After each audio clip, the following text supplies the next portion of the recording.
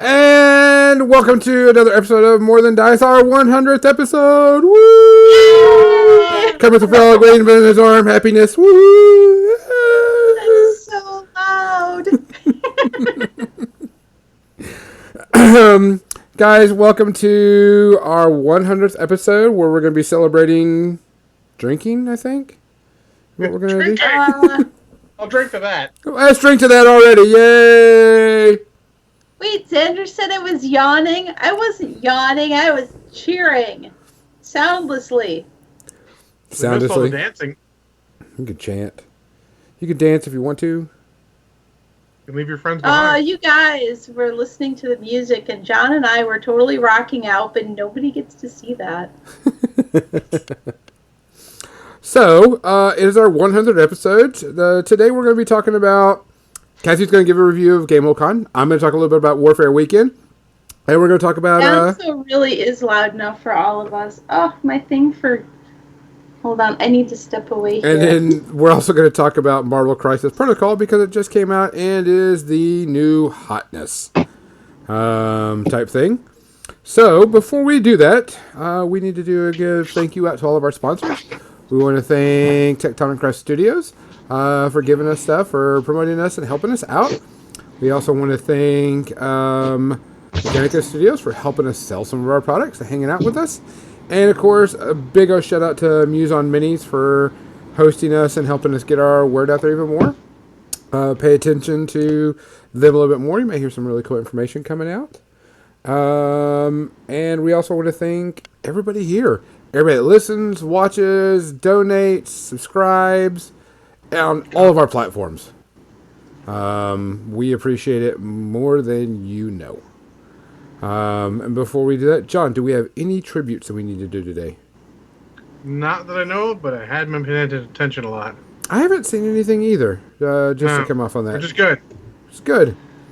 Did Kathy come back yet? There she is. All right. So, Kathy, what are you drinking today on our 100th episode? I'm drinking gin with a little of this cranberry ginger ale, which I guess is a seasonal flavor. Oh. So, Is it like cranberry Sprite? I saw lots of commercials for that during the movie. Oh, yeah. mm, John, what are you drinking today? I have the last of my Barks root beer, which is partially flat, and some Kraken. Okay. I'm finishing off the last bit of my Imperial Grind Coffee Stout by Mother's. Really, really good beer. To all of our friends, all of our family, everybody that listens, everybody that watches, everybody that donates, everybody that does anything that helps us out, here's to you. Cheers. Cheers. oh, Damn, that's good. I do have to say, I did come back with a bottle of Soda Liege from Warfare Weekend. Lucky. ooh. That'll be drink quite a bit. For everybody watching, thank you for joining us for our 100th episode. I'm going to go switch over because I wanted to pull up, and I'm going to do a little bit of painting. You know, a rarity. The Gonzo actually pulls out paints. Let's see how this looks. Only thing more rare is John pulling out paints. Oh, yeah, that's even rarer. I need to fix true. that one camera. That one camera does not want to go widescreen. I'll have to figure out what that is. Hey. I am going to paint up Hulk. Quick review on this model before we get started. That way I can start painting it. Matches. This model went together really well. The Hulk? Yeah, it did. Really neat. Good seams on it. I'm not, patching the holes or anything like that. Not really worried about it. I'm just, doing what I normally do. But I didn't do any gap filling. It went together really nice. I could have probably worked it a little bit more and got where, there's less gaps or filling the gaps. But, fuck it. I'm not putting this as a showpiece. I don't care. I just want to paint it up, put it on the board, and have him smash people. Pieces. That's what Hulk does. Let's see. The pieces. Hands are one piece. Arms are two pieces. Chest is two piece. The head, I believe, is two pieces. His legs are two separate pieces to go around his waist with his pants. And then like his, it's- and then the bottom part of his legs are 2 separate pieces. It all went together really well. Some of it I didn't even, I would like the chest piece when I put it together to test fit it. I was like, do I really, really, really need to glue this? And I did anyway, but it was like really tight type thing. Yeah. In fact, I had a little problem with Captain Marvel's chest not going together well, but I found that just prying it a little bit and pushing it back together made it work. So keep Yeah. working at those. Get a little bit of gap. I tend to find they clear out pretty well. Yeah, eventually it came out and it was okay. It was just like there was a bunch of... it was just getting it through. And you need to really dry fit these models before you do anything. Yes. Especially like the legs on some of them. Oh, man.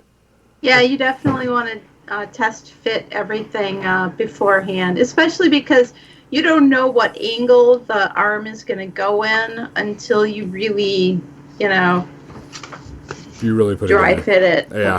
Yeah. And definitely read the instructions all the way through, but don't necessarily follow them in order, because I find that a lot of these guys are easier to put them on their base or get them stable before starting to do shit like putting on arms that are going to fall over and fall off or shit. See, and I didn't have any problem. So John used plastic glue. I used super glue. That's one main difference between us, how we assembled our things. But I didn't have a problem with my guys falling apart at all. I didn't And I either, did but it. that's because I went that extra step and went, No, I I want it followed stable. I followed the instructions, like in order, and I didn't have a problem with anything being weird. It seemed like, okay, assemble the arms here, great. Now they have a chance to dry while I'm assembling these other parts and everything. And it all worked fine, and I was able to glue them onto the bases with no problem. So I guess it's just preference.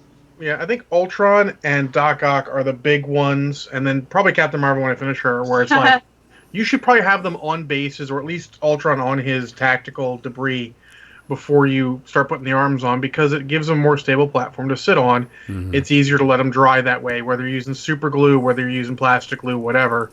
Yeah. Give them a chance to dry properly by doing that. So you're going to set them and go on to the next model. I'll be assembling Doc Ock tomorrow. Well, I have a case with me, so this is as far as I got. Putting them on the base, I want someone else. I got 6 guys done today, so...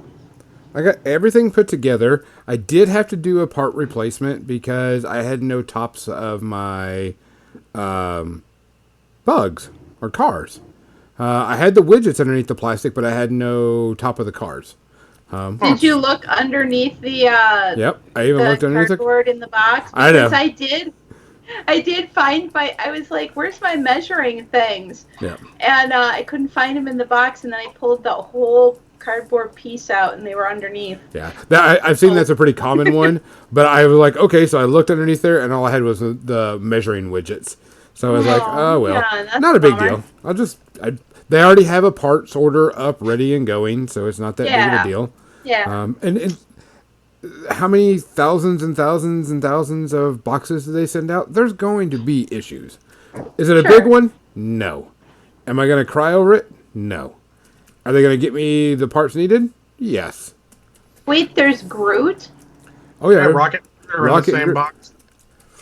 Captain Mizzy just said I want it to be February so I can get Groot. Yeah. Groot and Rocket are in a box together. Gamora and Nebula are together. And then... what's his face is by himself, I believe. No, actually, Drax is with him. He's just standing very, very still. Now, does he have the bigger base or just the regular base? Who, Hulk? Or Groot? Drax. He's standing very, very still. I can't tell. Oh. Because I can't see him. Because he's invisible because he's standing so still. Yeah, I believe Star-Lord is by himself. We don't know. He is actually by himself. That's a joke we're making on Twitter, though, because everyone's like, there's no Drax. Someone's like, no, he's there. He's just standing really, really still. I'm like, all right, I'll give you a pass because that is a callback to the movie. I'm going to paint with the contrast warp lightning for his green. Ooh. And stuff. So we'll see how that does. That was a Are better you going to green. paint him light yellow first? No. Don't harsh my gate. Okay. I'll leave the cool stuff to the cool painters. All right, I'll Captain? be honest. It's pretty telling when the painter asks you, "Are you going to do something?" and you say no, because I would have been like, "Of course I am." No. It's like in the Great British Baking Show. You know when what's his face, when he comes up to you, Paul Hollywood, and he goes, "So are you going to use this kind of flour?" And you're like, "No," and he's like. You expect the other commentators going, "Ooh, bold move, Cotton. Let's see if that plays out." Yeah. Yeah. No. I am not. I'm just going to use the straight, and then if I need to do some That's highlights. fine. That's fine. So, Kathy, how was Gamehole Con since you were there? It was fucking awesome. I loved it. I had so much fun. So, but first I wanted to just sort of just mention Dragonfall, which is the convention that I was at the week before Gamehole Con. And that was a local one. It was very small. It was in a small venue, and the venue was old and decrepit.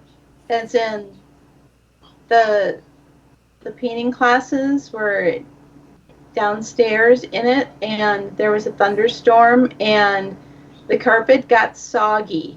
Oh. Why? Like, how many people are we talking And about?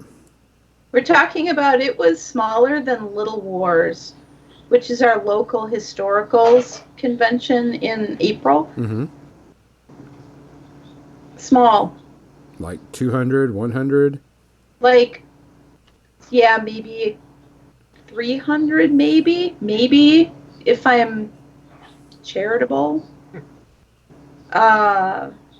Wasn't super organized. They don't do much to advertise that convention. No. Not locally or in any other way, it seems like. So. Was it a good So that's convention? that one. Huh? Was it good, though, or was it just meh? There really wasn't enough there To give a review? yeah. But Gamehole Con, on the other hand, we spend the weekend staying at our friend's house out in Deerfield, Wisconsin, which is about a half an hour from downtown Madison. And it's always fun to see them. But it was deer hunting season. So, I mean, you could hear the off in the distance, bang, bang, bang, bang. You just hear it, bang, bang. I get up in the morning, I can hear it. I know what's going on. There's like cars just randomly parked by the sides of these rural roads as I'm driving into their house, and I go, oh, it must be deer season, you know, because I'm from Minnesota. We know these things. And so Saturday morning, we get to the convention, and Kathy sends me a message. You send yourself a message? Oh, I'm sorry. Yeah, my friend I'm staying with is also Kathy. As it turns out, we're the two Kathys. You've known each other forever. So she sends me a message, and she ran into a deer on her way into work Saturday morning. Oh. Totaled the car? Yeah, totaled the whole front. And she had a Kia Soul as well. And totally wrecked it. And she left at the same time we did to go into Madison. And this deer didn't just go across the road. It came walking down the center of the road towards her car. So like played chicken. Running. Yeah. Basically played chicken with her car, and she's like, I don't think I can slow down fast enough. She's like, I will put the brakes on and hope for the best. And that's all you can do in that situation. And she's like, this deer is not turning away. You know, there's nothing I can do. It's basically coming right towards me. And, you know, I imagined it was all these hunters that were sort of driving deer, you know, rousing them up at weird times of the day instead of their normal time of day, which is dawn and dusk usually. But yeah, that easily could have been me, and I was very happy that it wasn't. So, and also there was this snowstorms while we were there. So our driving in from the rural Wisconsin into Madison was fraught with adventure as well, in addition to deer. Uh, Not that that has anything to do with the actual convention, but it was also, the convention was earlier than it usually is. Usually it's the first full weekend in November, but this year it was earlier and leaked into October. So Thursday of the convention, it's a 4-day convention, was Halloween. And they had all these kids, they like invited kids in to trick or treat through the dealer's room for all the dealers and all the, booths that were in the hallway of people who had podcasts and the paint and take and all this stuff. And so all these kids in costume were coming around on Thursday and trick or treating. So that was cool. Okay. But it was funny because it was like, wow, there's so many kids here and everybody's in costume because it's a convention, so it doesn't look unusual at all. It wasn't out of place. Yeah, there's just extra kids. But so I met my friend Jack, who I play D&D with every Monday night. Him and his friend Peter, they always go to these conventions. They go to Gen Con every year. Like since the beginning of Gen Con, they've been going and used to do judging for the D&D tournaments at Gen Con.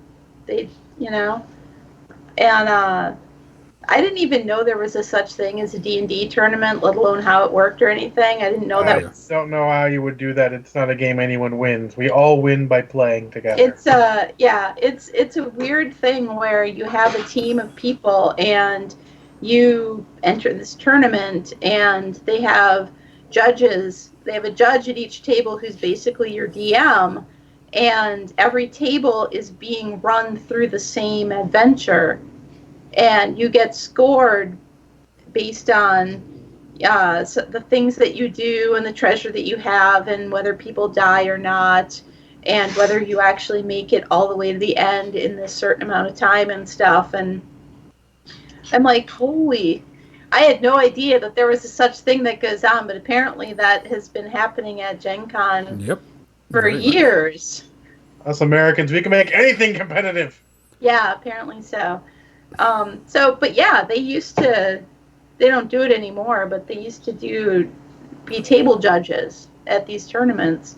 And I'm like, well, now it makes so much sense when Jack is on a Monday night where we're just having a leisurely game of D&D, and he's just like, come on, let's go. Fog of war, let's just go, let's keep going. Fog of war! And I'm like, relax, Jack. Fortunately, he sits right next to me on my left, so I can punch him when he does that. But now I understand more, about why he, approaches the game in that way. Because he's been in, and even at these conventions, because he goes to conventions now, and he will just load up his schedule completely with just signing up for random role-playing games. Oh yeah. And I got to know that at Gamehole Con this year because I tagged along with him and Peter to all their crazy role-playing game adventures. Almost all of them I went to this year. And we played, I don't think any one of them was Dungeons and Dragons. There was one that was a fantasy one, but I think it was in a Fate world. Like he was using the Fate mechanic. Not Fate. What's the other one? Savage Worlds? Savage Worlds. Yep. Yeah. Savage Worlds. And I had never played the Savage World stuff, so I didn't know how the mechanics were working. It took me a little bit to get used to it, but it was just fantasy, whatever, and I was a barbarian. They just handed me this character. I came in late, and they're like, sit down, pull up a chair.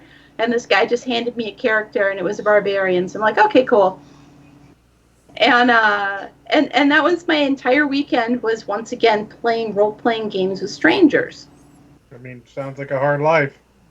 Yeah, it was amazing. I had so much fun, and that's what GameholeCon seems to be about mostly. There are areas where they play board games, and there is a dedicated room where people are playing tabletop war games, like Flames of War, and my friend Dave runs the Gamma Worlds Starship Battle thing. And so there's a room for tabletop wargaming, but most of it is just doing all these role-playing games. And and Jack is like, I don't even know what I signed up for. I just signed up for a bunch of stuff that was open. So Thursday I get there and he's like, we're in this room. He texts me, we're in this room. And Jack is like 80. Not exaggerating. He's like 80. He's about to have a hip replacement. And he texts me and he's like, we're in this room. Come on, come join us. So I get there and this guy hands me a character. And this is basically my entire weekend. I get to some place, I have no idea what game I'm playing. Somebody hands me a character. And this one was a supernatural sort of Call of Cthulhu kind of thing, but it took place during the Vietnam War. So we were all American soldiers, and we were in Vietnam, and there was some village that had some shit going on, and somebody was summoning something. And we failed. We actually all died, because Cthulhu. TPKs are much more likely in a convention. Yeah. Which is okay, because you're not worried about it, and you ain't got to make new stuff. You're just like, you're done, you're dead. We just were having fun. And everybody in this particular game was very enthusiastic, which was really fun to see. I didn't know what was going on. I just was thrust into this role, and I didn't know because they had already been playing for like an hour or so before I came along. I'm like, I don't know what's going on, but sure, I'll play along. I'm the medic. and Jack's the lieutenant. He's like the, commander of our little unit. And anytime I wanted to charge in and like shoot something, he's like, no, hang back. You're the medic. You're not going to get into all of this, combat stuff. And I'm like, all right. You're like, damn it, I want to shoot shit. But so I got to play my first game of Empire of the Petal Throne, which was awesome. What's that? And that was originally another old TSR game put out right after D&D. Apparently. Never heard of it. And yeah, it was a lot of fun. Look at Empire of the Petal Throne. Excuse me. I played 2 different games of 6th edition Shadowrun. Ooh. Which was very fun because in the 90s I played Shadowrun and I had a lot of fun with it. So I had a rigger for one of them, and I had no memory of how you actually play this game. I mean, it's pretty new, so depending on what changed, no one had much memory of that. The mechanics of it, I completely had no memory of it. People were like, all you need is a bunch of 6-siders. I'm like, okay, I can do that. I mean, sounds like Shadowrun. Yep. Yeah. So, and the first game I played, the guy actually was from Catalyst Games and travels around the country, That's cool. doing these things.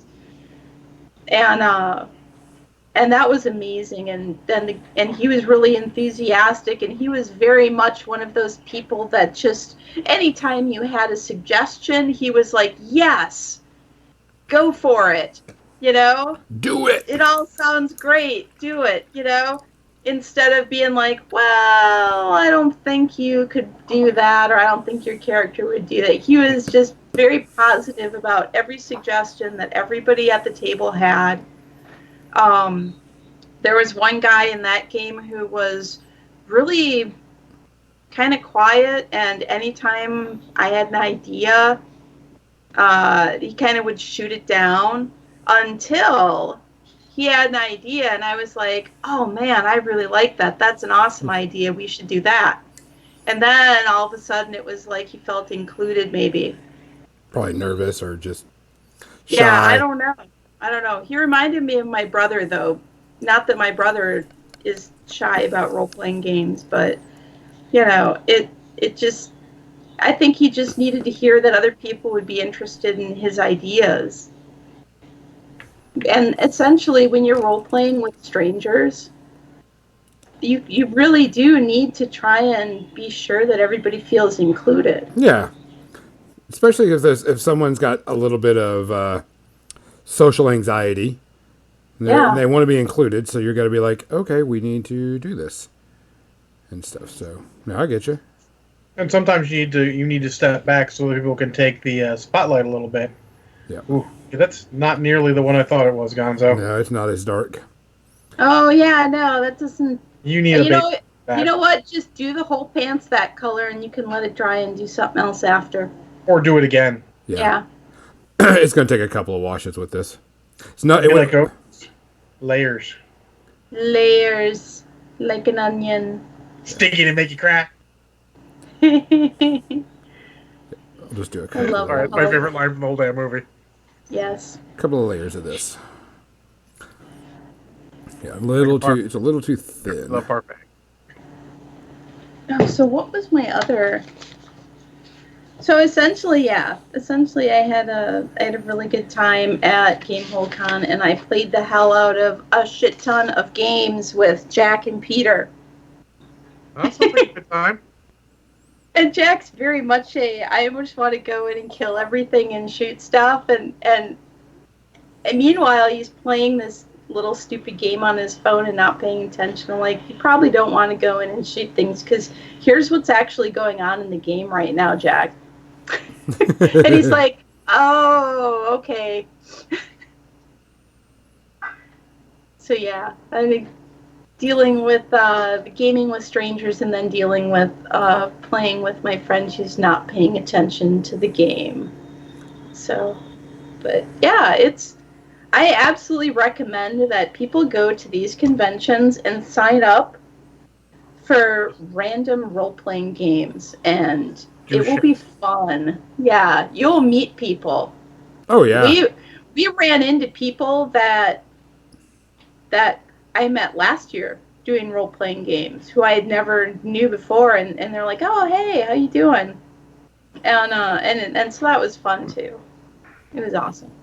VH1 asks, why no Spider-Man? Why am I not painting Spider-Man? Because I wanted to paint Hulk first. Because he's painting Hulk. Because he's painting the strongest Avenger. Oh my God, Brian. I didn't even connect I didn't connect those dots at all. That's because you called him VH1. VHS 10. But he didn't used to be that. He changed his It's his Twitch hidden name, agenda. and now I'm all confused and everything. Thank you for telling me, because I was totally clueless. Yeah. Right. I remember you changing it, but I just didn't connect that.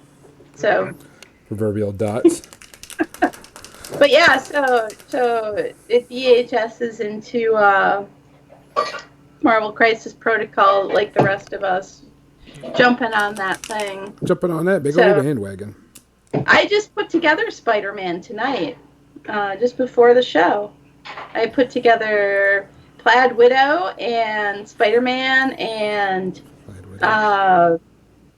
Baron Zemos and what's his face, the other guy, and that other one, and like 6 of them. I dig your names. What's his face and the other Whatever. one? Yeah. It's like Teen Girl Squad from Strong Bad. So and so. What's her face? Yeah, that's me. Going way back in the internet Teen time. Girl machine Squad, there. yeah. I love me some Strong Bad. Some Homestar Runner. Yes. Oh.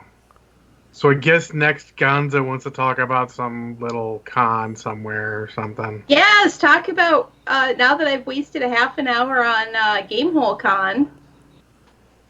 Come and tell us about your experience at Warfare Weekend, Gonzo. Warfare Weekend was weird. I didn't get to do shit. I didn't get to play I one think- single game. I think you did plenty of shit there, though.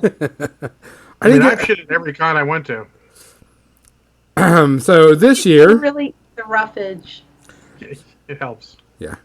Of course, I was running and part of the event and not playing in anything. I didn't get to play a single game, which is okay because that's what you got to do.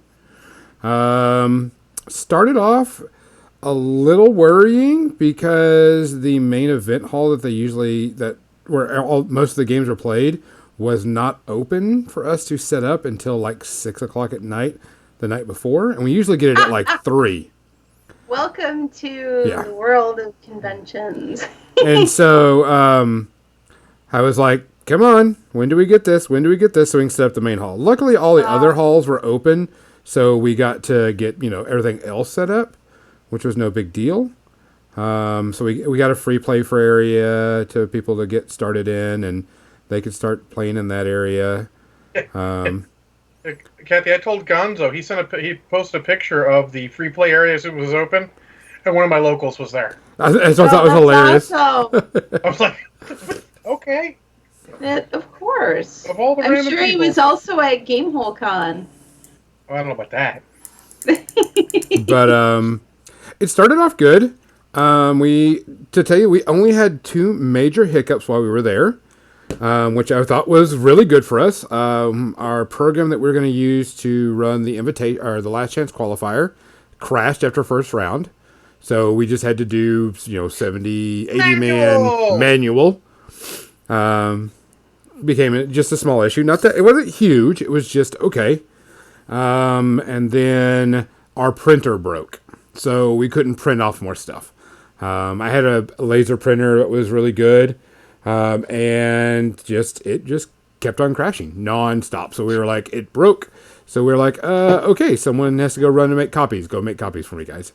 And so that happened. Tournaments went off really well. I thought it was interesting about, like, Guild Ball only had about 20 to 22 people in it. That's not bad, though. Not bad for Guild Ball. They were expecting a lot more, though. Our Underworlds only had about 8, I think, eventually it came down to. I mean, but this is like a first year. Correct, I know it used to be the, but it's essentially a first year convention, so all that's really good for a first year convention. Yeah, I'm not complaining. I was just trying to give people numbers. Judgment was the newcomer of the year. Of course, like I said, it's mostly War Machine and Hordes, but Judgment really picked up steam, and they sold a shit ton of miniatures. Sold out all of their starter boxes, sold out of their 2-player stuff. They pretty much was the hit of the new game of the con. Everybody was playing with it. Everybody was testing it. Also, we had a couple people running demo games. Marvel Crisis Protocol was being demoed, which I thought was cool. But our War Machine and Horde tournaments didn't kick off that well. Everybody, like we always do. I didn't do a Champions event to start off the year, but people begged me for a Champions event. And I'm like, okay, I'll give you 32 spots for a Champion event. They're like, yay. 5 people showed up. And so they canceled it because they said they weren't going to play it unless it was 8. So that canceled. So I had a free row of tables. Champions, like the card game? No, it's a War Machine and Hordes format. Oh, right. I was making sure. No problem. And then we had, what was it? The Youngbloods tournament, which didn't kick off very well. Very few people were playing that. I think we only had like 2. Then the alternate caster format didn't kick off. We only had like 2 or 3 that wanted to play that. And I'm going to get to reason why a lot of these War Machine and Horde tournaments didn't kick off. Which was okay. There wasn't anything wrong with that. But it makes us where I have to reevaluate what we're going to do next year. Because our scramble tables were fucking packed. there is something about going, and we were talking to people about why they didn't go play, this and this other tournament. It came down to everybody played in the last chance qualifier. We had like 80 plus players to play that, and that's a 2-day event. So by day 2, people are like, I don't want to play in a large tournament format. I want to go play 3 games in a scramble, be done, go drink a few beers with my friend, go shopping, do that, and then come back and maybe do it again, but with maybe a different game, which I think is great because all we want people to do is play. That's all we want. We had the scramble tables were constantly full. The Riot Quest and Monpot games were full for the most part. They had a blast. It was really good to see Hungerford run Riot Quest. All of my players there were like, that's just fucking balls amazing to have a PP staff run a tournament. Monbach, the same thing. They were glad that Oz was running it because it was, from him. So it was good. Dust only had like 4 people signed up, but only 1 person showed. Wild West Exodus didn't have any. I had 1 person show up, so it was like very limited on the smaller games, which I felt really bad and kind of bummed out about because I really wanted them to do good, but I guess that's just not big around the area. It's hard to pull a show up for like what's ostensibly one small event for the game they play. Yeah. For not that Puerto Rican's expensive, it's not, but still to go there and pay for it for one small event, it's a hard sell. Yeah. But what else? That was pretty much all the games, but everybody was playing scrambles. And I mean, everybody. I loved when I first read about the idea of the scrambles. I was like, that's something that I would be interested in. Just so informal. Yeah. It just sounded more informal and inviting and fun. Yeah. Our Star Wars Legion had 23 players for our Grand Champion, which I thought was really low compared to, but Worlds just happened a month before that, so people are kind of burnt out. And then our X-Wing, we had almost 80, I think we had 83 players over 2 days, which I told was that was not bad. So I've already, started talking about other things and doing different stuff. But for the most part, everybody was super happy. All my War Machine players were pretty worried that the other games were going to overtake, and it wasn't going to feel like, like it was last year. And I says, well, it's going to feel different because we're adding new games, and it's going to feel a little strange, but you shouldn't, it shouldn't be, super crazy. No. And you shouldn't feel like you're washed out and you're like second nature or you're just, a peon type thing. And they all said that it felt really good. They all felt that it felt, like last year. But because I didn't even notice all the other players. Judgment was right in the middle of all the War Machine players. And almost like, I would say they had like almost 30 players at one point. And around 8 or 9 of those were War Machine and Hordes players. So one of my biggest fears is that the cultural part of the gaming, that, Judgment players wouldn't get along with War Machine and Hordes players and X-Wing, that people wouldn't get along because of different genres. And it worked out really well. We picked the right communities, I think, for everybody to mesh really well, which I think was really good. Because they were like, I didn't see anything. There wasn't like this big, click, if you want to put it that way. Between players. It wasn't like the fight scene in Anchorman where the X-Wing players are there with the War Machine players. And it's... Yeah, it all fit really well. All the players went really well. Our classes didn't fill out very well, but it is our first year to do paid classes. Yeah. But everybody that took the classes really, really enjoyed it, and they want more. They're like, this is actually what I want. How did the guys who ran the class do? Were they cool too? Everybody was cool. We didn't have any issues. No painter was, they all understood. They're like, yeah, this sucks that it's so low this year, but y'all are just starting out. Maybe next year it'll get bigger, so on and so forth. We're actually doing something a little bit different with the painters. I can't talk about it yet because we're working on the final deals with it. But I'm having a little help with the painting classes next year. That'll make it even bigger and better. Better lighting in the hobby rooms, Anders says. Yeah, Yeah, there was. that's always a thing. Yeah, we're looking into that. The sad thing is there's no windows in there per se type thing that's going to help us. During the day, during the like the morning hours and stuff, that was okay. But as soon as it got darker, the light started to get worse. What kind of rooms is it in? Just Like a big ballroom or something, or no is it like meeting rooms? meeting rooms.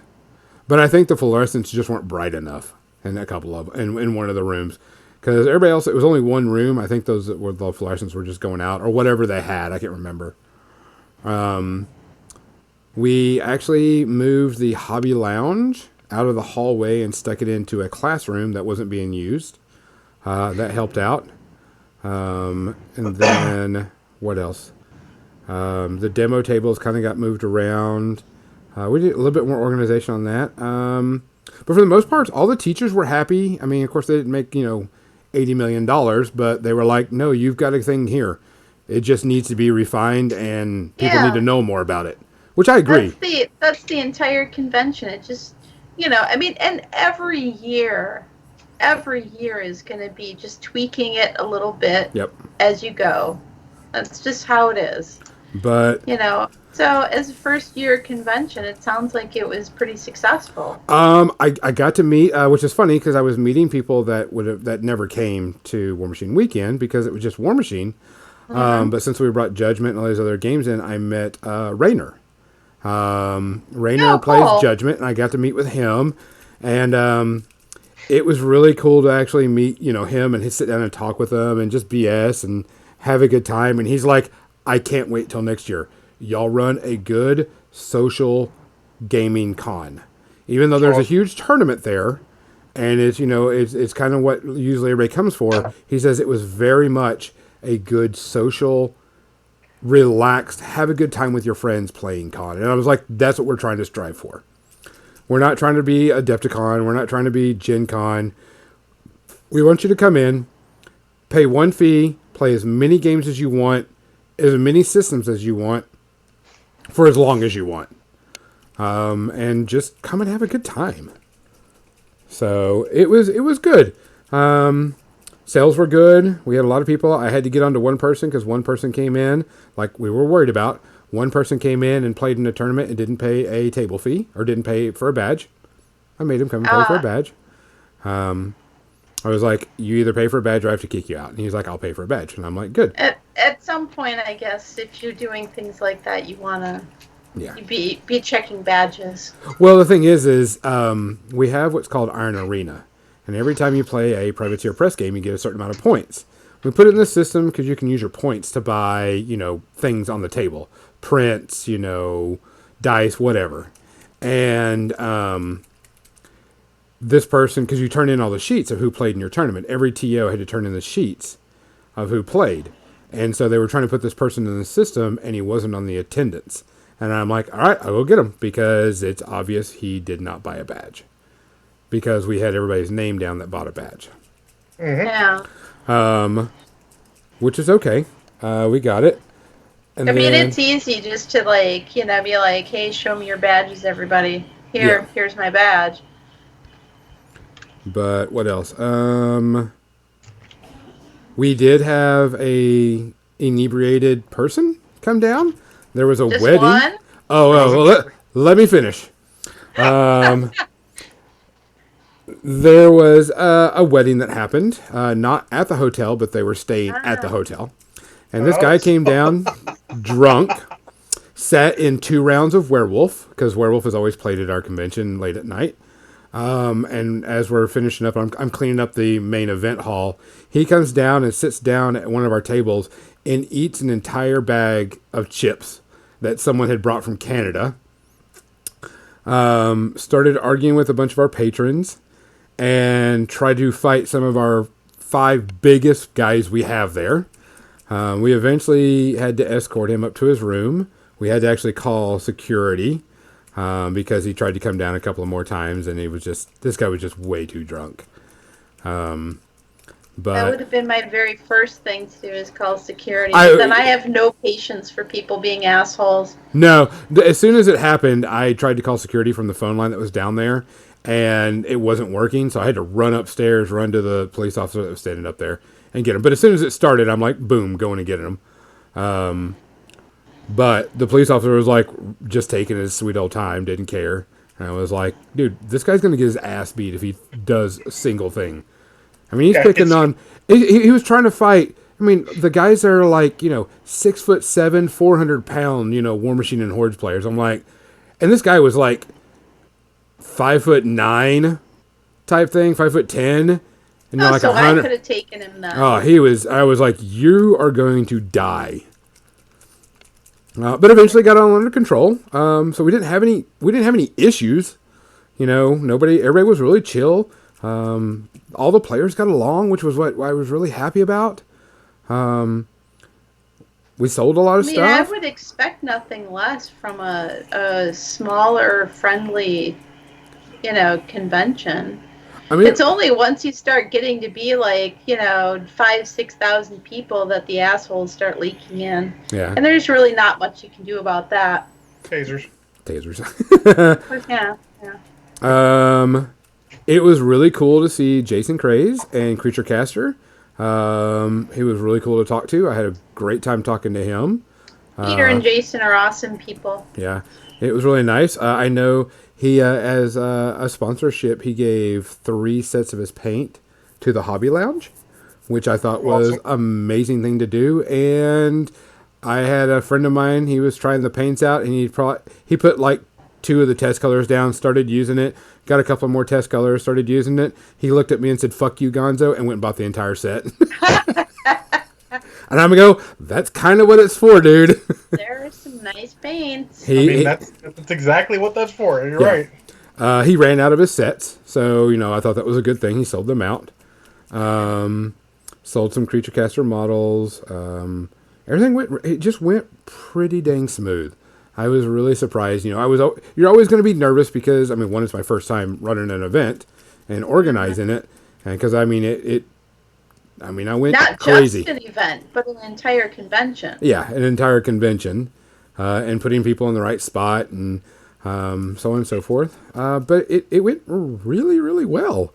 I was kind of, I was like, what's going on? When's something bad going to happen? You know what I'm saying? Waiting for the other shoe to drop. Yeah. So do you have dates for next year already? We kind of do. We're waiting for the contract because the contract they sent us was not correct. They had taken off 2 important things off the contract, and I says, no, you need to put those back on because they are stuff that's important. Because you just need them. Yeah. We are That's looking, fair. and they've already blocked us off that we are doing the 6th, 7th, and 8th of November. So the first official weekend, the first weekend in November is what we're looking at. So it's either going to be the same weekend as Gamehole Con or again the weekend after Gamehole Con. So chances I show up are slim.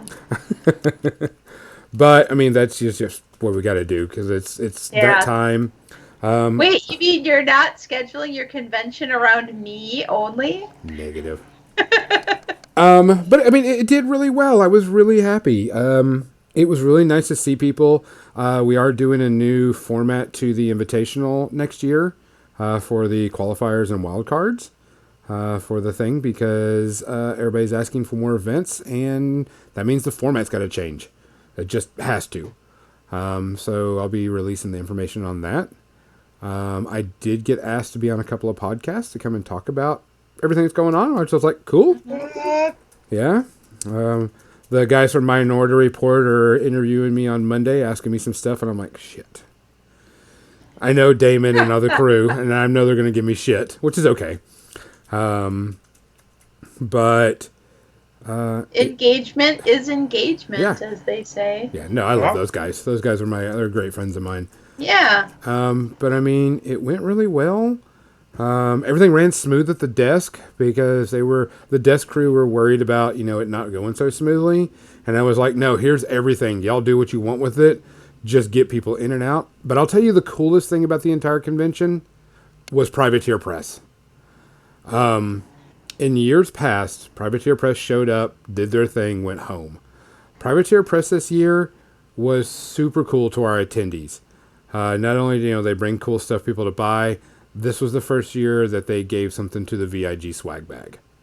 They've never given anything, and I thought that was extremely awesome. They gave away 100 meat threshers, which I thought was, it is a battle engine. Not everybody's going to use it. It's not everybody's thing, but they've never done that before, and I thought that was really cool. I wonder if it's because it's your convention now. It's not a privateer press function. I don't care.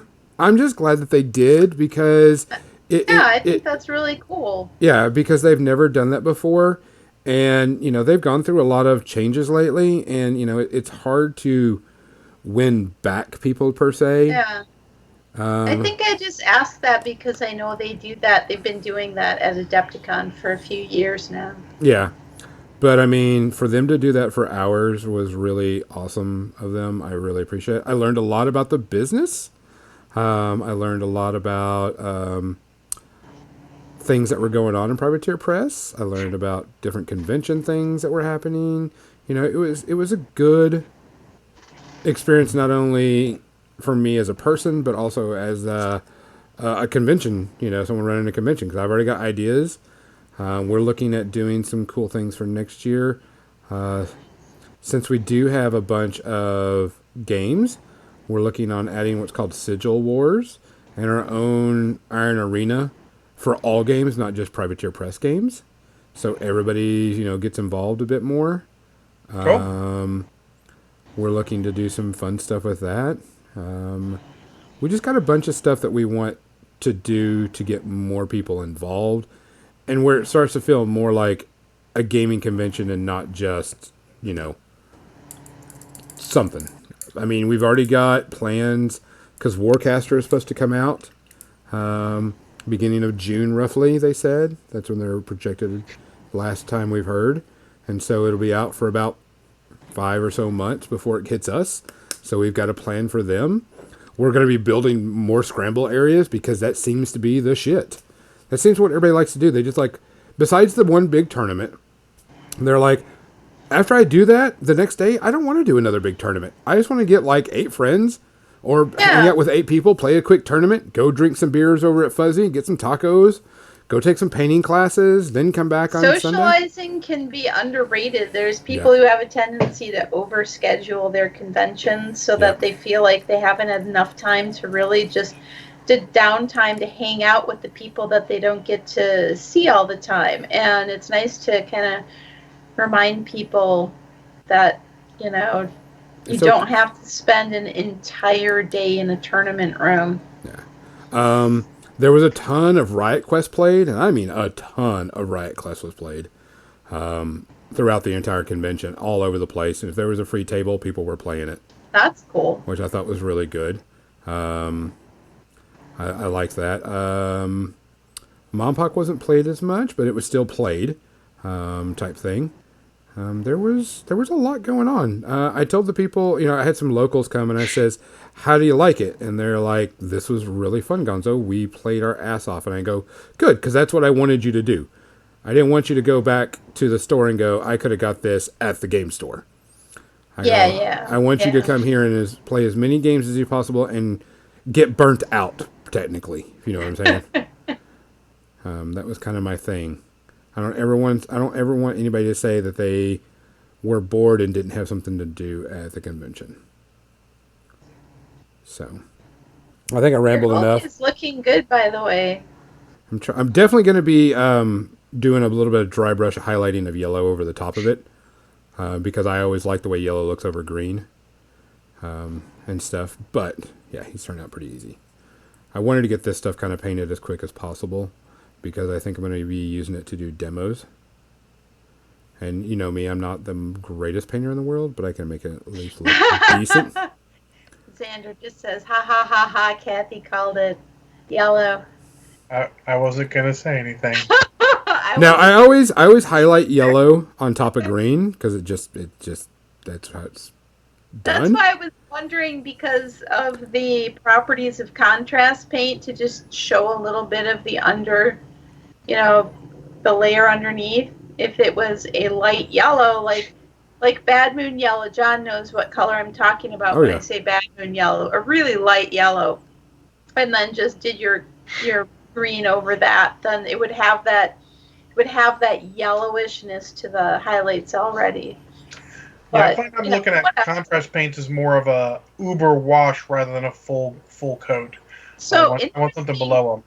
Interesting that you mentioned that, because I used on my stream this last week. I used the contrast snakebite leather. Jim just got it and handed it to me. I actually stole it from him. But I had these crazy hyena things. I had these orcs, these mounted orcs, and I wanted to use the contrast leather mixed with a couple other colors. So I basically used it like a glaze medium, Mm-hmm. kind of like I usually use the Vallejo glaze medium. Only since it's a color, it also tinted the other color that I was using, because I'm like, how can I make this dark and then also thin it down? And then also I'm doing a sort of a glaze, not quite a wash, but just a shade on this thing. And so I mixed that with my other paint, and it worked really well as just sort of a glaze medium. Yeah, I think you get like the green. Even though I knew as soon as the green went on, I'm like, I'm going to do a dry brush of yellow over it to make it, pop a little bit. But it gets the basics of what I want. I just want a decent looking model that I can put on Yeah. the table and play and paint, because I think this is one of the armies I'm taking to Adepticon. And I need Yeah. to get started on all my Adepticon stuff. I think for this year for Adepticon, I'm going to be playing Marvel Crisis and maybe Judgment. Leave my War Machine and stuff at home this year. Just because, I play that a lot, and I want to play a little bit smaller. I want to bring a fewer amount of things to Adepticon this year. Yes. So. Every time I bring a game to Adepticon, I end up never playing it, so I am not rushing to paint anything for Adepticon. Because every year that I rush to finish something for Adepticon, I end up not playing it. Oh, really? Yeah, every single time. I did it with Guild Ball, I did it with Kill Team, I did it with Necromunda, I did it with Aeronautica before Aeronautica, not now Aeronautica, but like way back in the day. My friends are like, oh yeah, we'll play this. And so I get stuff painted, and then no, it never happens. You never get time to. You're always hanging out in Fort Walpole. Among other places, yeah.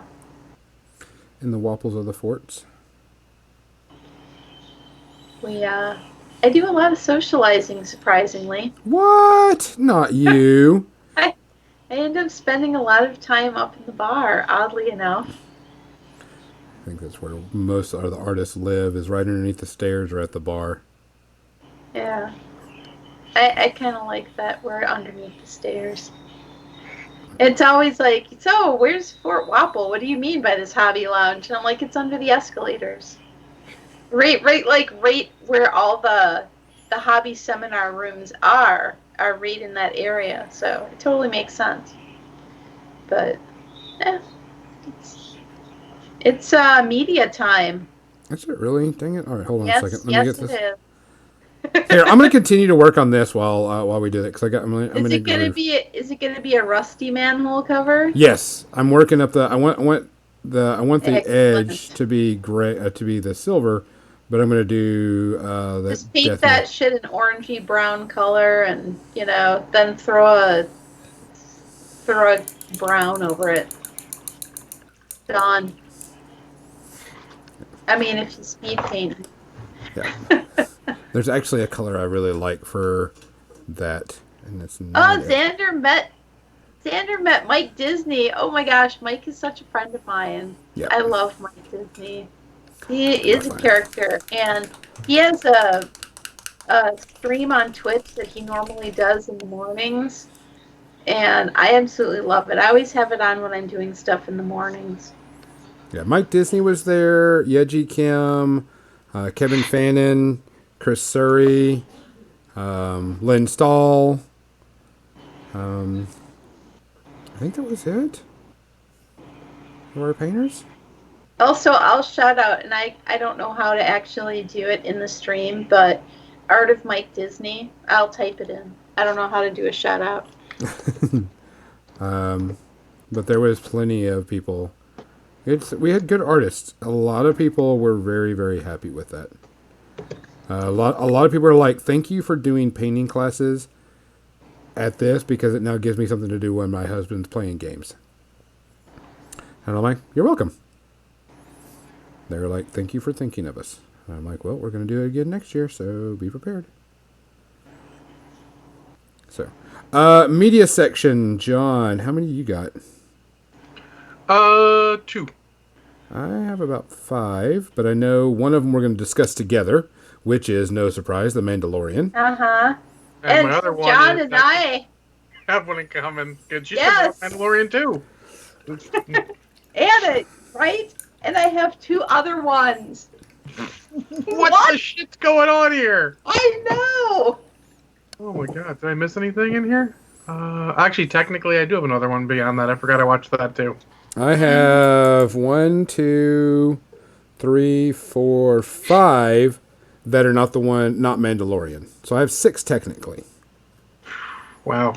I have 4 total, which is just, usually I have none or 1. So, You gotta space that out a little better, Kathy. I mean, right? Well, anytime I hang out with Jen, we tend to just watch stuff at her house. So, because, like, she got the Disney Plus thing, of course, and I didn't, so we watched Disney Plus things. And one of my things is a podcast. Oh. Yeah. Okay. I'll go with something, and I'll go with something. It'll be something pretty quick. I got a couple that are pretty quick. I watched the new episodes of The Toys That Made Us. It's a series on Netflix about the toys and how they got made and why they got made. This season it was wrestling toys, My Little Pony, and oh crap, what was the other one? Power Rangers, and something else. Those all seem related somehow. Well, it was interesting because they were talking about the Power Rangers, and they were talking about how Power Rangers, it was a toy line.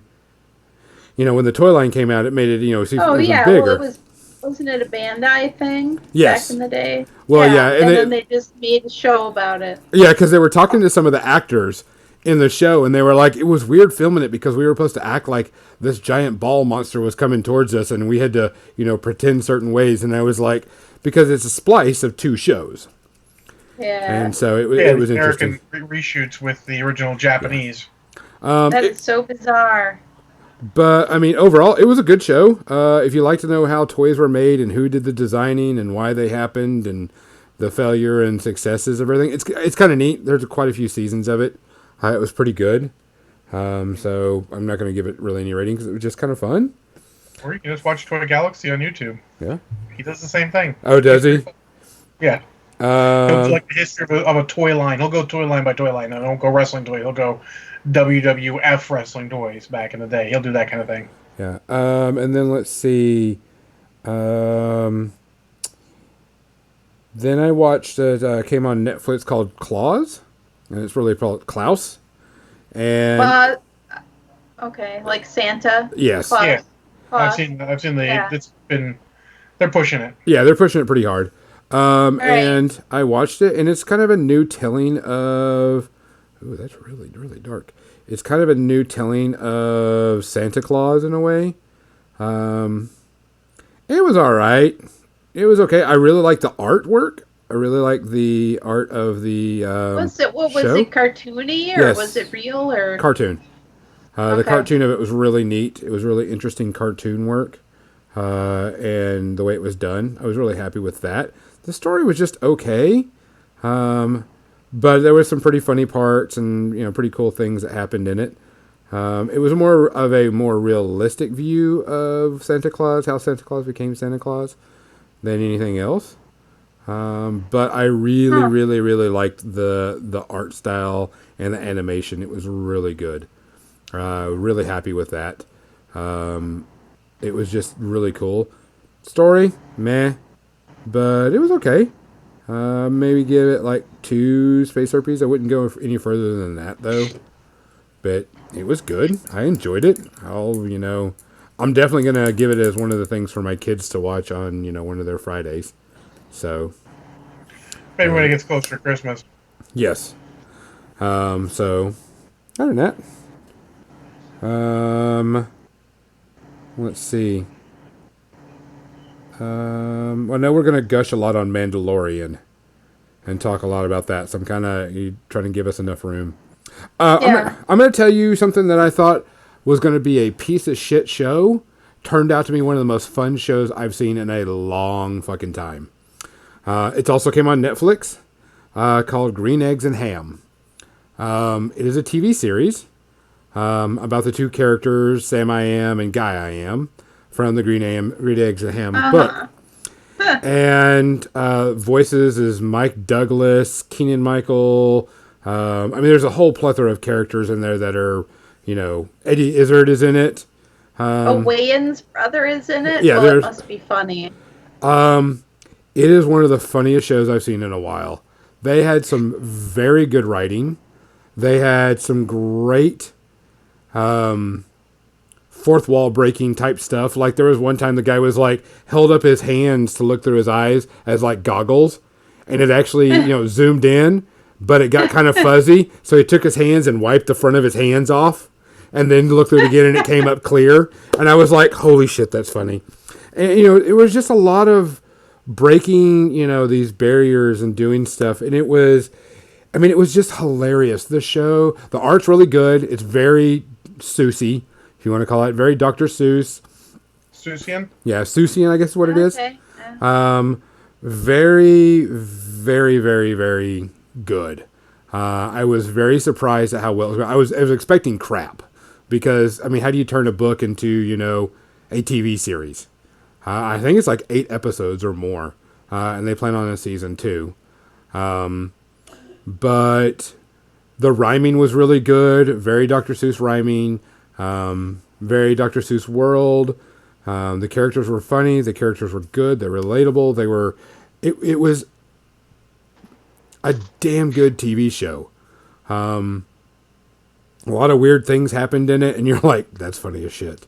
Can't do it without kind of breaking a lot of it, because there's a lot of, story. But even the narrator of the story plays with the audience as you're watching it. And they're like, I bet you didn't see that coming, and just, plays off of stuff, which was really good.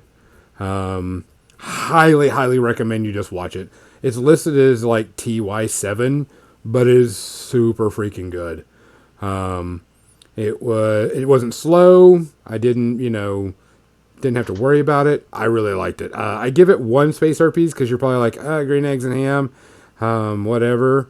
But overall, it was just a good TV show. So definitely go watch it and go see it. Definitely give that one props up. There was a lot of good comedy in it. Right. Type thing. It was a very much a surprise hit for me. So I really, really, really, really enjoyed it. Can't wait for next season because it's already great. I binged it, of course. I binged it while I was building stuff.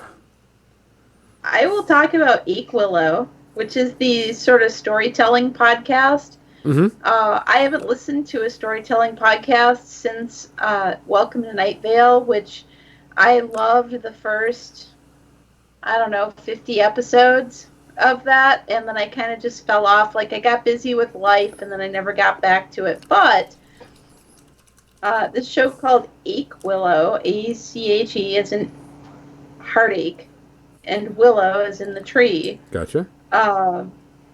Is a storytelling podcast by J.F. Dubois, and it's narrated by Amy Frost, and I know her. Dubois and Amy Frost both come to Adepticon every year, so I know them, but mostly Amy. And so J.F. Dubois writes the story, and Amy is the narrator of the story. So she is, she kind of puts you into the character of the main character. And this girl's adventure through. So the girl's from Montreal. She's a Dufour, because French. And so she runs on hard times, and she ends up inheriting this nebulous cafe in this tiny, tiny town of Vermont, which kind of straddles the border of Vermont and Canada.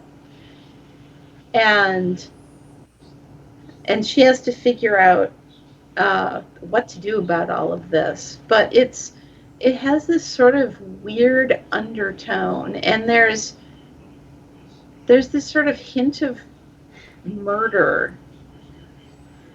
There's like on the news, another body is found in, near this town of Willow. And so there's 3 episodes of it. It's just starting out, this podcast. So I've listened to the first 3 episodes, and I have absolutely been sucked in, and I cannot wait for the next episode to happen. And just sort of mysterious and quirky and funny, and all of those things are things that I like. And this sort of hint of mystery or supernatural, maybe, you don't know yet, because it's still early in the story. Yeah, so I'm recommending people give that a listen. And that one, of course, is on all the all the streaming platforms. Yeah. I listen to that one on SoundCloud. So, but yeah, I'll type it into the chat here in case anyone cares. And I spelled it wrong, so You'll try again? I'll try again. It's called Willow. So go and Google that, because you'll get to the podcast at some point. Search it on Facebook. You'll find their Facebook page, and in that will be a link, because there isn't any other Willow Facebook page. So that's my half-assed review of Willow, the storytelling podcast. What's your second one before we get to the shared ones? Because I can put my third one off. I watched, after The Mandalorian, we watched Deadpool 2. Oh, you hadn't seen that before? No, I hadn't seen that one. Okay. I had seen the first one, and I hadn't seen 2 yet, so we watched that, and I laughed my ass off the whole time. After it was done, we were singing the Balls song, so... Now, did you notice the music when they had the Juggernaut there? I didn't notice in the theater, because it was, exciting. But when I watched it again at my buddy Marshall's house, I'm like, oh god, that music when the Juggernaut showed up. Oh my god. Yeah, that was good. That's a pretty funny movie. I feel like I need to see it again to really appreciate all the things that are going on in it, but I'm amused by it. I like the first one. I like the second one because it was like the first one, so why wouldn't I like it? I am not the person who examines the deeper meaning of a movie. The only possible complaint I've heard about the second one is that they fridged the girlfriend early. Oh, yeah. You can see that. And I understand that's a problem. It happens in a lot of movies, but... See, for me, I don't have any... I don't have any real experience with reading the comics or anything, so I had no expectations whatsoever. I don't know anything about the backstory of Deadpool, so I didn't care. She has nothing to do with Deadpool. She's, not involved in the comics at all. Okay. It's just that people I heard complain were upset because they fridged her early and they thought that was a mistake. And I'm like, is what it is. It's kind of why he's kind of doing the stuff that he's doing in the whole rest of the movie. Well, at the end of the day, he is in a violent profession, and he is not entirely there. It was not... I don't know, everyone thinks they were going to have this idyllic end happy. Their story was not going to end happy. Yeah, God, no. No, but, it's reassuring at the end that someday, eventually... Unless you go to the end, and maybe he actually saved her. Oh, you Yeah, spoiled it. we'll only find out in Deadpool 5. I don't know if we're going to get a Deadpool 3 because that's all under the mouse has got all of that now. Yeah. Yeah, So we'll have to see. still. But the next one we talk about doesn't have anything to do with the mouse, unlike the last one. And that is Kathy and I saw Midway. Yes, not together because he lives in Maryland and I live in Chicago. Yeah, and that would have made me get home even later from the movie than I did. Yeah. I got home pretty fucking late. Yeah. I'm That just is happy I so was sad able that you saw the Late Show, and I couldn't believe the miracle that my friend was like, "We'll get tickets for the 6:30 p.m. show." So as soon as I was done with my streaming on Friday night, we were on our way to the theater, and Jim, my husband, loves history. He loves military history in particular. Just for fun, he just has like history documentaries playing in the background when we're painting miniatures. Um, so he very much was of the I really hope this isn't like Pearl Harbor mindset. It is considerably less Hollywood than Pearl Harbor. Yeah. He It was is like still a little Hollywood at points. I mean it has to be. It has to be at points. And at the end, when it showed the director was Roland Emmerich, I'm like, oh, all of this shit makes sense now, because that's classic how he did Independence Day and The Day After Tomorrow, and how he does his big... All of his movies are like disaster movies. No matter what the actual plot is, they run like that, all these people coming together to make things happen disaster movies. Ah, okay. But and then so on top of that, the very next day I was flipping through the channels in the morning, and so it's Saturday morning, and Pritzker Military Library is on, and that's a local show here because we have the Pritzker Military Library in Chicago. So they always have somebody come and give a talk, give a lecture, right? And this one happened to be a guy who had written a book called Battle of Midway. I'm pretty sure that was planned. And no, this has to have been recorded long before the movie because he never mentions the movie in this entire thing. So I'm like, God, I wonder when this was made. But it makes sense that they're actually playing it again on my local PBS station because it's a PBS thing. Because when you should replay that stuff when interest gets high. Yeah. So, but it was interesting the things that he was saying and how much that kind of, was like this particular version of Midway. It was nothing like the old 1970s Battle of Midway show, which was terrible. Yes, it was. This was pretty good. The CGI was reasonably solid. The historical accuracy was reasonably solid.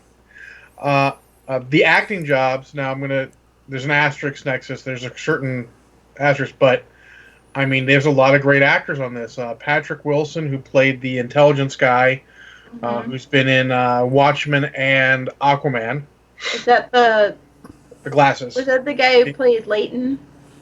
Yes. Yes. Leighton was the Army intelligence guy, or the Navy intelligence guy. Yep, that's him.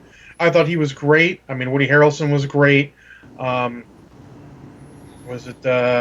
Quaid was great as Halsey. Most of the other actors were really solid or great at their roles, with the exception of Ed Skrein, who plays the main quote-unquote character. And he's just not lead actor material. Dick Best, that guy? Yeah. The guy playing Dick Best was not... I didn't think he was bad, but I don't think he was good enough to lead the movie, to be the main focus most of the time. I just don't... I think he was... Yeah, I don't think he was bad. I mean, maybe he could have been, but he was supposed to be a cocky son of a bitch, and he acted like a cocky son of a bitch. Through half the movie, I think towards the beginning, he just felt fake. And then later in the movie, maybe he grew on me, whatever. He felt better, but still a little off. He was almost too cliche at points. And maybe he really was that way. I don't know. I know he was a cocky son of a bitch, but I didn't feel like he was a good lead actor. On the other hand, Aaron Eckhart for his 5 minutes of role as Colonel Doolittle, I'd watch a movie based around his Oh, comic run in they that. they could easily make a whole nother movie out of the Doolittle raid. And I thought Aaron Eckhart did a great job in the limited screen time he did. Like I said, Dennis Quaid was great. Um, Woody Harrelson's always great. Patrick Wilson's great. Most of the crew was great. Luke Evans was absolutely fine. Other thing that's interesting is, and now I only noticed one actor, but Jim noticed three actors that were also in Man in the High Castle. Huh. I haven't seen Man in High Castle, so I wouldn't notice. But overall, I thought it was pretty good. I enjoyed the crap out of it. I didn't feel like is a little bit of pacing issues, but nothing too crazy. But overall, pretty enjoyable. I would have made some different choices myself, but enjoyable. I think if you guys like military history and World War II naval in particular, it is one of the more interesting stories, and it doesn't focus just on the Battle of Midway. Yeah. It's sort of Pearl Harbor 2 there, but sort of like. But there's absolutely no gratuitous romantic shit going on in this. No gratuitous romance, nothing. Everything really felt like it should be there. Just the pacing could be just a little bit off. Do you feel like he was just a little fast going through some of the events leading up to the main battle? Some of them, slow through others, not focusing on the right stuff at the right time. Like they start like it's like one of those movies where they start subplots and then sort of like, yeah, we just left it all. Obviously, they were aiming. Obviously, the full version of this movie is like 4 hours long or some such shit. Yeah, it would be like Lord of the Rings, how they chose to leave certain things out of it because exactly you can't put every single thing out. in. Yeah, they put too much. They put stuff in like they were gonna like when they brought up the Yorktown needing weeks of fixing to go out again, and then it's suddenly showing up there. They didn't. That was like what's going on. If you don't know the actual history of that. It's like a weird point that you shouldn't need to know that the Yorktown was in dry dock until just a week before or whatever. Well, actually, what happened is the Yorktown literally like 48 hours was out again with the workers from dry dock still on board doing repairs as they were sailing. Yeah, but that makes that sinking the Yorktown during the Battle of Midway a little bit more sad because they had a ton of guys still on it. So, I mean, I think they could have played that differently. But overall, it's still a pretty good movie. I enjoyed it. I give it 1.5, 2 Space Herpes. It's definitely not the best military movie, but it's far, far from the worst. Yeah. Definitely in the upper half of it. Just a couple minor things that not everyone's going to find the same problem with. But I hardly recommend it. Yeah, I enjoyed it. Jim enjoyed it. I'm always like, if Jim enjoys a movie that we go see, I'm surprised. Because... Especially if he's a military history buff and watching military history movies, you got to be careful because some of those Exactly. And he's like, oh my God, the CGI for, the way that they made all the ships, those were the ships that were there. He could name all the different types of ships that were there. And he's like, yes. This is... and I'm looking at him and I'm like, wait, did this happen? And he's like, yeah, this is, and like, he's whispering into my ear, like, and this is why this, I'm like, all right. That seems like that'd be a good view with him, like, afterwards on, like, video or something. Yes. Oh, I'm sure we'll probably be seeing that if it comes to Netflix or something. But yeah, if you're interested in military history and want to know more about the Battle of Midway, it really is quite close to what happened. Certainly closer than any other thing that's been put out. It's as close as you're going to get from a movie. Yeah. Did they mention everything? Yep. No, they couldn't mention everything in just a couple hours. No, I mean, there were a lot of little stuff. They took some liberties. They went off what people think happened because, I mean, again, you guys got to realize this is 70 plus years ago. Records are not necessarily 100%. Yeah. So. Well, I mean, they still have the naval archives and everything, but the Doolittle raid being in there is something that was instrumental in laying the groundwork If it had been for the Doolittle raid, then, other things wouldn't have happened. It's so hard to paint the entire, Pacific battle, around one, Pacific campaign around one battle, but Midway is the closest you can do to doing that. I feel like, it's the turning point of the Pacific War. Absolutely. It's when the Americans stop, running. They get to start pressing the advantage all of a sudden instead of, just kind of reacting to anything the Japanese did. Yep. So. Anyways, anything else we want to talk about the Mandalorian, and we have like 4 minutes. Mandalorian. John, go with your rant. My first rant is, you fuckers stop spoiling it for people. Not everyone can go on Disney Plus immediately and watch that shit. I know you're just excited and you're putting pictures up, but think about the pictures you're putting up before then. You're kind of spoiling the first episode, and you guys need to stop. If this shit was Game of Thrones or The Walking Dead at its highlight, you'd get lynched immediately. People are being nice, but slow that shit down. If you can do a spoiler, do the whole thing where you've got to scroll through to see that it's spoiler. Okay, cool, I won't take a look. But there are just pictures there that I saw on just cruising. That didn't ruin, but when I got to the point, I'm like, oh, I know it's that. Because I'd already seen pictures. And no, it's not a big deal. I just, I didn't have a chance to watch anything until Friday or Saturday. So, I mean, plenty of spoilers there. So stop that. Watch the spoilers. Be nice. Yes. And the second one comes to sort of in the review point, because I have 2 rants. Second rant is, everyone says this is the best Star Wars since the mouse took over. Just fucking check that shit at the door. Check that shit at the door. The Mandalorian is good. Absolutely. But if this is the most Star Wars you've felt since Disney took over, I'm thinking you ain't watched a goddamn thing.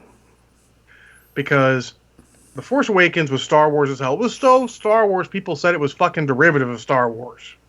Like, as in The New Hope directly. So, you gotta check some of that shit. Put your fucking, put your nerd fucking dick away and just enjoy some shit. Yeah, and there's a deeper reason why people might be saying that. I don't want to go into that because it's a whole other bag of worms.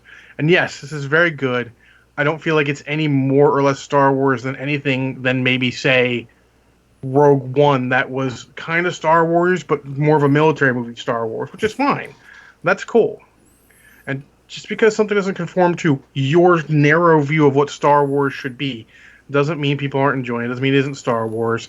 So check that shit. Just enjoy your stuff. Be like, oh, I really enjoy the Mandalorian. I've enjoyed it the most of anything that's come out recently. That's all you gotta say. You don't gotta piss on other people's enjoyment of stuff, because then you just start fights. You don't want to start fights. So check that shit. Let's talk about what we liked about the Mandalorian. Aliens everywhere. Yeah, lots of aliens. Aliens doing just stuff, not just cantina scenes of aliens. Crazy familiar ones where I was like, wait a minute, was that guy at Mos Eisley?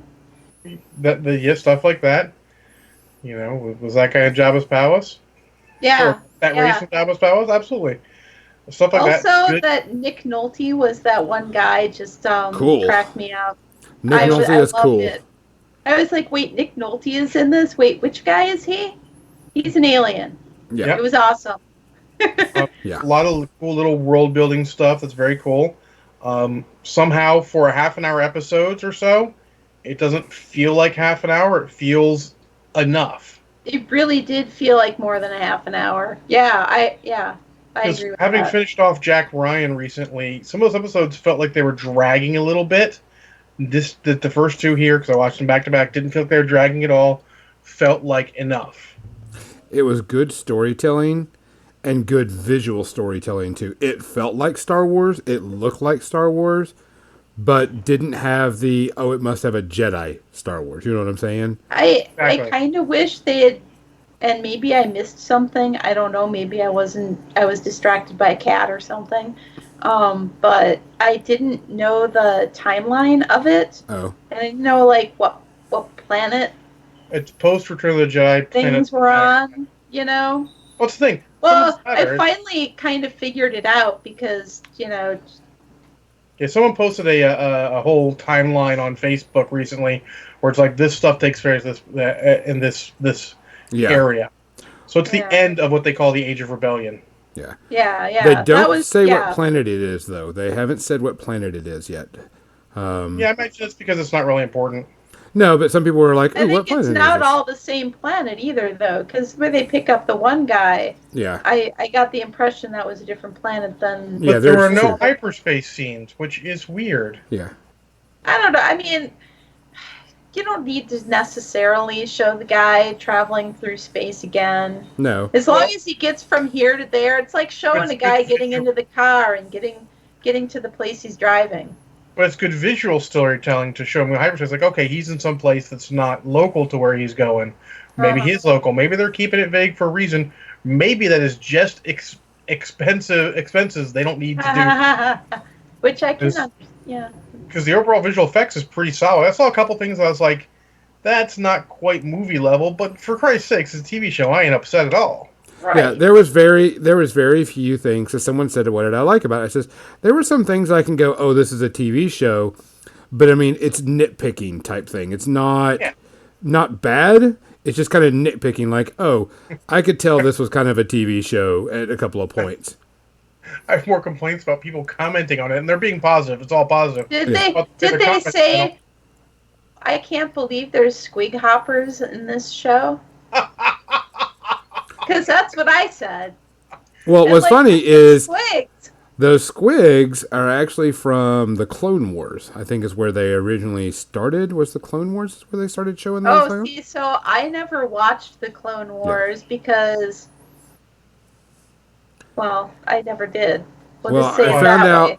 Well, I So, watched this but- Easter egg thing on the first two episodes to kind of see, if there was something I missed or something cool or whatever. But they kind of explained because they were like, it's not on Tatooine because Tatooine doesn't have a lot of rain, and then there was a rain scene, and there were different things that they were just commenting on why they think it's not in this area or this area or that That's area. why I did the same thing, because at first I was like, oh, is it on Tatooine because of, The desert.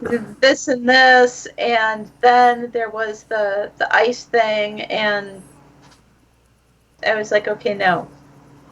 Now we don't know exactly, but they think it's not Tatooine because of what we've seen so far. We're not going to do any spoilers, but the ending of the first episode was really interesting. There's a lot of theory crafting going on. Spoilers for that out already, so Yeah, but we're not going to do that. no. So I enjoyed it. I only saw the first episode. I didn't see the second one. But yeah, I liked it. I just basked in the Star Wars universe. I soaked it all in. I said, "Oh, look, they have squigs." But again, And, it's still a lot of good world building there, a lot of good Yeah. filling in stuff. I Maybe they enjoyed came it. before that. Maybe they confirmed like, oh, this is actually legit now. Because people forget that there's a whole big area of what used to be canon that has been thrown out the window.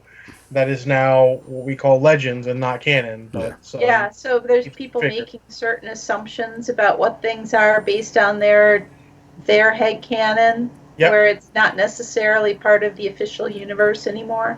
Mm-hmm. I really liked it. It has a very Star Wars Western feel about it, if you want to say that. Oh my god, it's funny you should say that, because the entire time the Mandalorian would be saying stuff, I was like, it's like Clint Eastwood in Wagon Train. Or no, in Rawhide. Well, there's another movie people are likening it to, or that sort of thing. I'm not going to say what it is because it would spoil things, but it is funny, and eventually it'll be far enough past that we'll talk about it again. But right now, I would say watch it. Get your free week of Disney Plus. You can get 2 episodes, or you wait till it all comes out. But that's going to be like January, and then you can get your free week and watch it all in a week. Because half an hour episodes is only going to be like 8 or 9 episodes, something like that. Yeah, I think it's 8 or 9. But I mean, overall, it felt like Star Wars. It looked like Star Wars. It was Star Wars. So it wasn't, anything. It wasn't bad. It wasn't good. I'll tell you, I want IG-81 or whatever his name is. I like that yeah. character. That character was amazingly. Wasn't it IG-11? Or IG-11. IG-88 was the original Empire Strikes Back one, Yeah. but Yeah, whatever this IG unit was, I liked that character. It was Taika Waititi from Thor: The Dark World fame, or Thor Ragnarok fame. I want more of him. I can't wait to see, because there's also some other cast members like, what's her face, the UFC fighter. She's in it, and we haven't seen her yet. Ronda Rousey? No, the brunette. Oh, Gina Carino? Yes. She's in it, and I can't wait to see what she's going to do because, it seems like it's going to be really cool. I mean, from the trailers and such. The woman from who played, what's her name? From Agents of S.H.I.E.L.D. Which one? The one who played the Chinese one. Oh, yes, I know who you're talking about. I didn't know I she haven't was watched Agents of S.H.I.E.L.D. in forever, but that's going to change soon because apparently Disney Plus. Yep, because they're going to be taking it over. But I mean, I enjoyed it. I thought it was a great start. Carl Weathers, seem to see him in something again. I love seeing Werner Herzog in anything because he's got such a sinister fucking voice. Just such delivery. He's just like, he's not even necessarily being evil. You're like, that motherfucker sounds evil. Yeah, I enjoyed it thoroughly. Can't wait for the next episode. First episode was just building the main character, building a little bit of the world around him, and throwing in a plot point. And building the Mandalorian up because we all think we know what Mandalorian is, but you mean like the tribe itself? Yes. Yeah. I have absolutely no preconception because I never saw any of the other stuff related to Mandalorians aside from Boba Fett, so I have no idea, no expectation. You have to watch Rebels or Clone Wars to get any of that. Yeah. Yeah. But a lot of people don't, so I mean that was. So I good. am blissfully ignorant and watching this and absorbing it and enjoying it. Oh no, it's very cool though. I'm looking forward to the next episode myself. Yep. All right. Give me I'm 1 John. second. No. That's it. We done. No, I got more paint on my brush. Hold on. I have spoken. I'll give my one last review. I watched the live action of Lady and the Tramp. It was good, but there was no need to make it. I mean, duh. Well, there was a need. The mouse needs more money. Correct. But it's on Disney Plus, so I have no clue why. But it was good. If you like Disney, if you like Lady and the Tramp, you'll like the live action version. It was all right. It was done well enough that it didn't look bad, if you know what I'm saying. Hulk is pretty much done for the most part. And Hulk looks good. I got to do some other stuff to him and clean His him up. His hair could be a little darker, but Yeah, that was that contrast black. I'm just picky. Can it come in? I got it's autofocus, so. Oh, that's the first thing I turn off. I just say, fuck you, autofocus. Turn that shit off. Yeah, I need to fix that. But I installed the new camera, so I can fix that. So, guys, thank you a lot for joining us. Thank you for coming for our 100th episode. See y'all later. I'm Gonzo. I'm still Kathy. And I'm Gonzo. And I'm John. And I'm Gonzo. I'm still Kathy. I'm Gonzo. I'm Spartacus.